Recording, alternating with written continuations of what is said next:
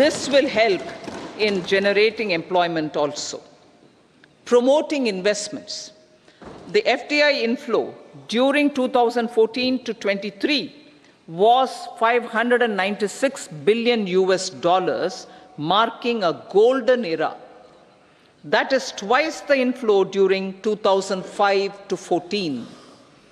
For encouraging sustained foreign investment, we are negotiating bilateral investment treaties with our foreign partners in the spirit of First Develop India. FDI is First Develop India. Reforms in the states for Vikasit Bharat. Many growth and development enabling reforms are needed in the states for realizing the vision of Vikasit Bharat. A provision of 75,000 crore rupees as 50-year interest-free loan is proposed this year to support those milestone-linked reforms by the state governments. Societal changes. The government will form a high-powered committee for an extensive consideration of the challenges arising from fast population growth and demographic changes. The committee will be mandated to make recommendations for addressing these challenges comprehensively in relation to the goal of Vikasit Bharat. Amrit Kal as Kartavya Kal. Our government stands committed to strengthening and expanding the economy with high growth and to create conditions for people to realize their aspirations. Honorable Prime Minister, in his Independence Day address to the nation in the 75th year of our Republic, said, and I quote, "We commit ourselves to national development with new inspirations, new consciousness, new resolutions as the country opens up immense possibilities and opportunities. It is our Kartavya Kal." Unquote. Every challenge of the pre-2014 era was overcome through our economic management and our governance. These have placed the country on a resolute path of sustained high growth. This has been possible through right policies, true intentions, and appropriate decisions. In the full budget in July, Honorable Speaker, our government will present a detailed roadmap for our pursuit of Vikasit Bharat.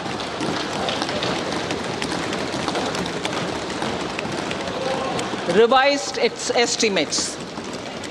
Revised estimates of 2023-24. The revised estimate of the total receipts other than borrowings is 27.56 lakh crores of rupees, of which the tax receipts are 23.24 lakh crore rupees. The revised estimate of total expenditure is 44.90 lakh crore rupees. The revenue receipts at 30.03 lakh crore rupees are expected to be higher than the budget estimate, reflecting strong growth momentum and formalization in the economy. The revised estimate of the fiscal deficit is 5.8% of GDP, improving on the budget estimate, notwithstanding moderation in the nominal growth estimates. Budget estimates for 2024-25. Coming to the year 2024-25, the total receipts other than borrowings and total expenditure are estimated at 30.80 and 47.66 lakh crore rupees respectively. The tax receipts are estimated at 26.02 lakh crore rupees.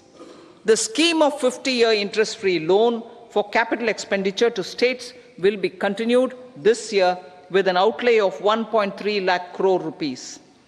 We continue on the path of fiscal consolidation, as announced in my budget speech of 2021-22, to reduce fiscal deficit below 4.5% by 25-26. The fiscal deficit in 2024-25 is estimated to be 5.1% of GDP, adhering to that path. So the gross and net market borrowings through dated securities during 24-25 are estimated at 14.13 lakh crore rupees and 11.75 lakh crore respectively. Both will be less than that in 23-24.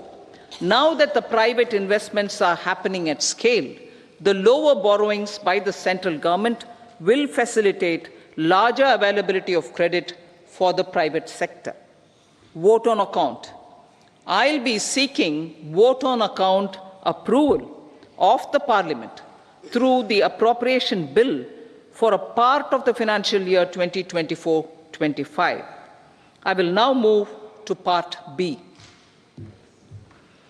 Honourable Speaker, sir, over the last 10 years, the direct tax collections have more than trebled and the return filers swelled 2.4 times.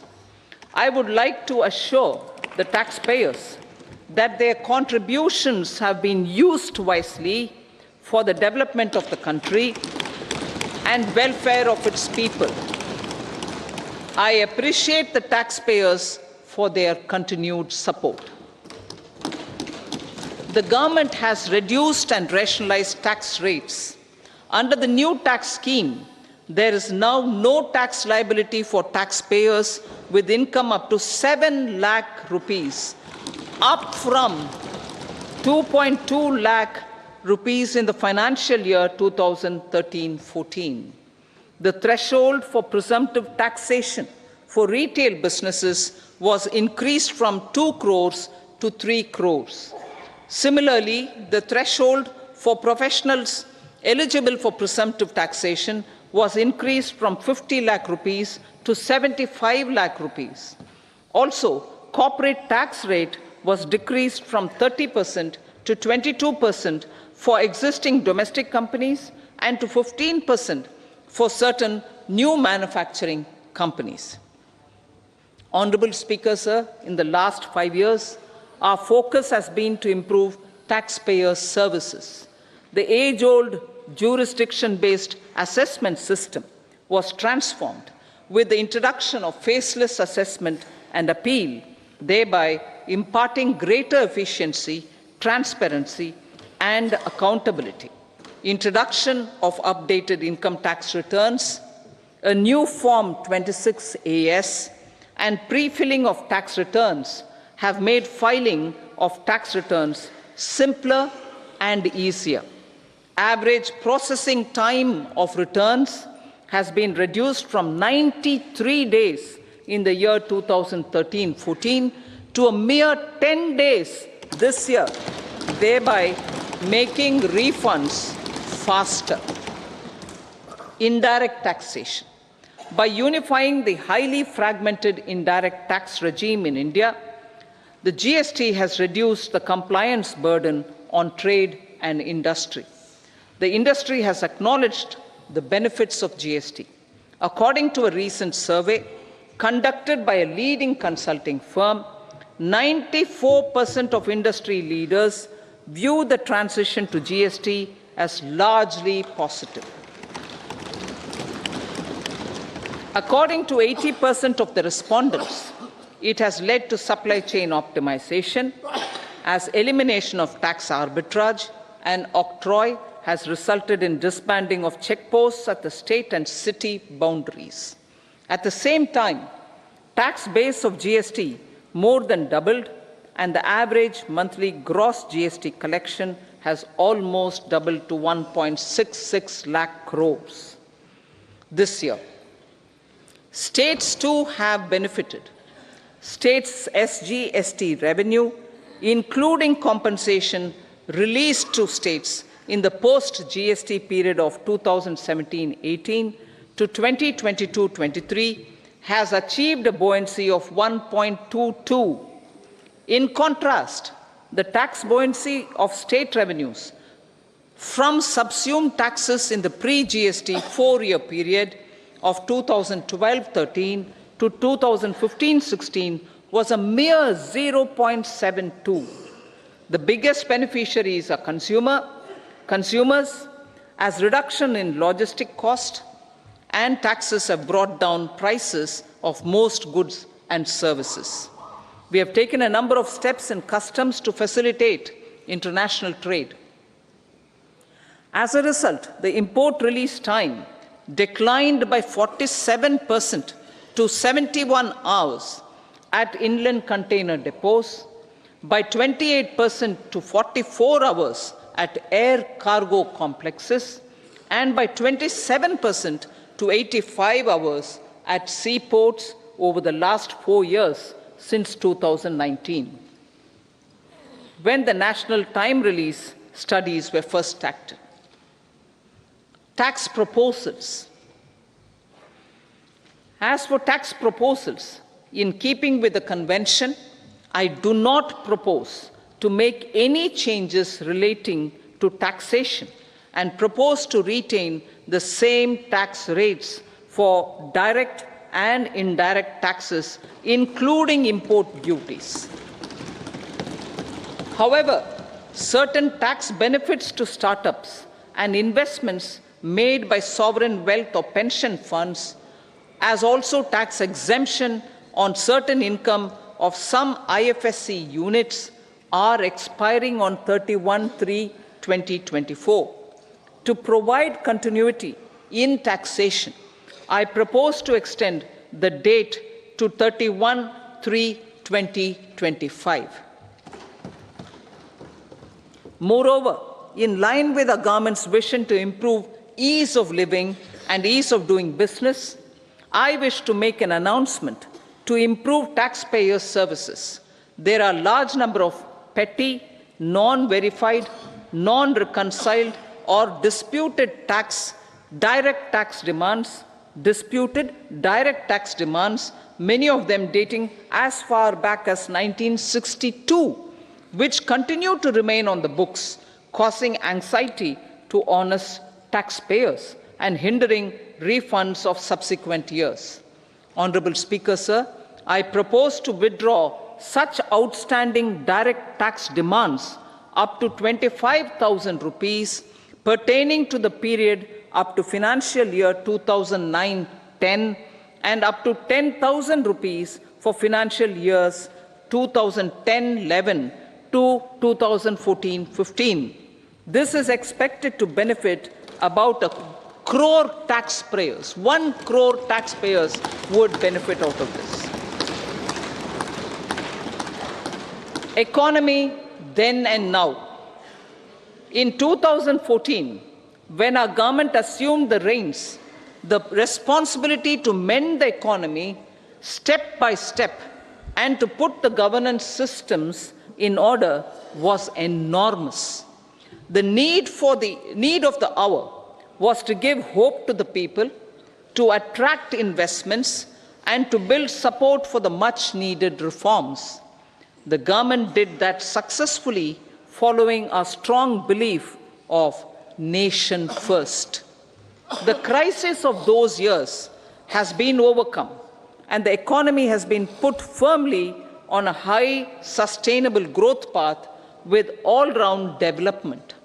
It is now appropriate to look at where we were then. I repeat, it is now appropriate to look at where we were then till 2014 and where we are now, only for the purpose of drawing lessons from the mismanagement of those years. The government will lay a white paper on table of the House.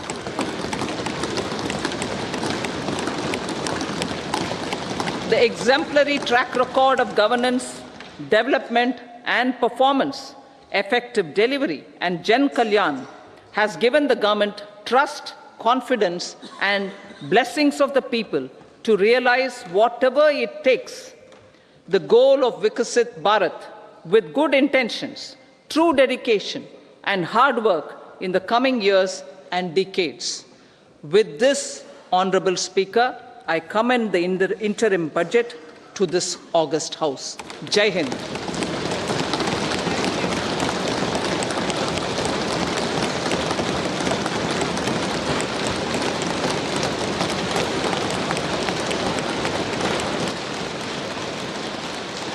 Item number 2 Shrimati Nirmala Sitharaman ji.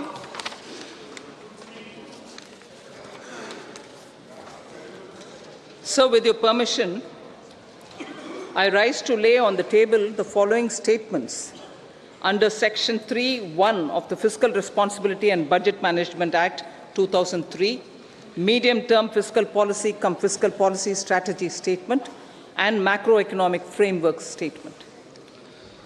Item number 3, Srimati Nirmala Sitharaman ji. Sir, with your permission, I rise to move for leave to introduce the Finance Bill 2024. प्रश्न ये है कि विधेयक को पुनर्स्थापित करने की अनुमति प्रदान की जाए। जो सदस्य इसके पक्ष में हाँ कहें, जो सदस्य विरोध में ना कहें। मेरे विचार में निर्णय हाँ वालों के पक्ष हुआ, हाँ वालों के पक्ष हुआ। माननीय मंत्री जी विधेयक को पुनर्स्थापित करें। Sir, I introduce the bill. सभा की कार्रवाई शुक्रवार दिनांक 2 फरवरी 2024 को प्राप्त 11 बजे तक के लिए स्थगित की जाती है।